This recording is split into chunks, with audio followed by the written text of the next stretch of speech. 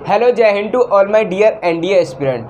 This video is going to be very helpful and very beneficial for those aspirants who are preparing for NDA 2 2022, which is going to be conducted on 4th of September 2022. So in this video we will discuss about how to approach the physics portion, which is very crucial to crack your GATE portion and overall scoring the marks and clear the cutoff. So this video is going to be very helpful. I am again saying to you, as we all know, we have only 19 days limited time. In this time period we have to be cover a lot of subject, math as well, English, physics, science यानी overall science, and also we have to cover GS portion, जिसमें हमारा geography भी आ जाता है, polity भी है, history भी और करंट अफेयर्स भी, इकोनॉमिक्स भी. तो आपके पास लिमिटेड टाइम से, इस वजह से मैं आपके लिए ये वीडियो लेकर आया हूँ जिसमें मैं आपको बताऊंगा कि फिजिक्स आपको कैसे कवर करना है. If you will not go with plan, all will be matched up. आपकी सारी प्रिपरेशन गड़बड़ हो जाएगी. So you have to be go with specific and strategy wise. अगर हम एनडीए की बात करें तो इससे हमारे जो फिजिक्स पोर्शन से क्वेश्चन आते हैं, मैक्सिमम की बात करें 25 और मिनिमम की बात करें तो हमारे 22 क्वेश्चन आते ही आते हैं. यानी यू कांट इग्नोर दिस. और इंग्लिश के बाद, जैसा कि आई टोल्ड यू कि इंग्लिश के बाद सबसे जो इम्पोर्टेंट पार्ट है वो फिजिक्स ही है हमारे पास. और फिजिक्स में which chapter you have to do now, और कौन से चैप्टर को फर्स्ट करना है, यानी किस चैप्टर से आपको स्टार्ट करना है और किस चैप्टर पे एंड करना है. I will discuss each and everything, so just watch complete video.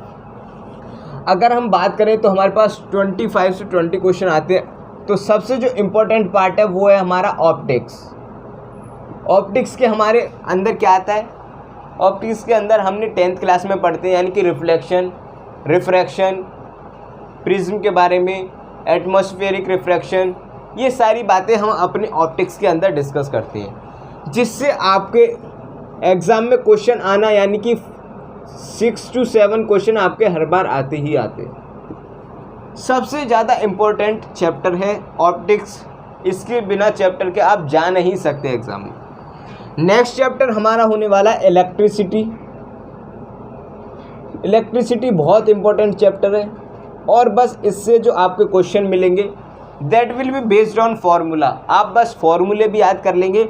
अगर आपने थ्योरी अच्छे तरीके से पढ़ ली कि रेजिस्टेंस किस किस पे डिपेंड करता है, रेजिस्टेंस का क्या फार्मूला होता है, पावर के फार्मूले से हमारे पास क्वेश्चन, यानी कि 2-3 बार यानी कि क्वेश्चन पावर के फार्मूले से ही आया, जो कि हमारे पास 2 से 3 फार्मूले होते हैं.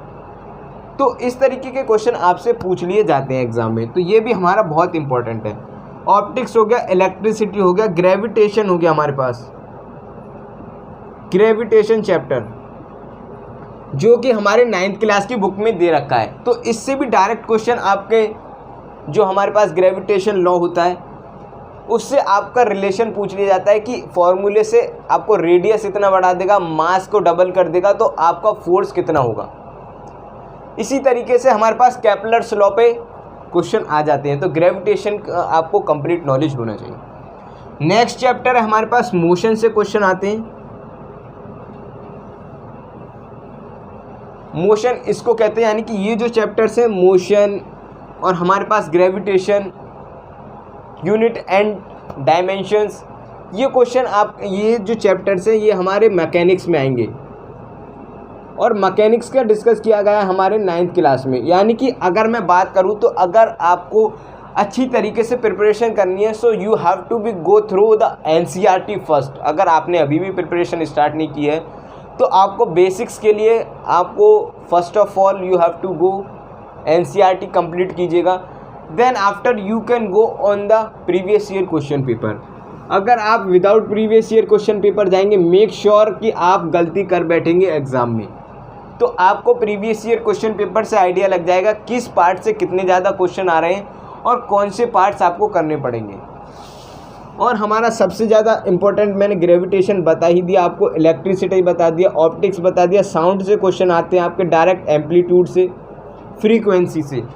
तो ये सारे चैप्टर आपको बिल्कुल भी लीव नहीं करने हैं, बहुत इंपॉर्टेंट चैप्टर हैं. और उसके बाद नेक्स्ट स्टेप क्या होने वाली है कि आप जाने से पहले कम से कम मॉक टेस्ट लगाना बहुत ज़रूरी है. अगर आप विदाउट मॉक टेस्ट चले गए, मैं आपको बताऊंगा कि मॉक टेस्ट का क्या बेनिफिट है. मॉक टेस्ट का बेनिफिट ये है कि जो गलती आप एग्ज़ाम में करने वाले हो वो आप गलती उससे पहले कर लेते हो और उससे आपको बहुत कुछ सीखने को मिलता है।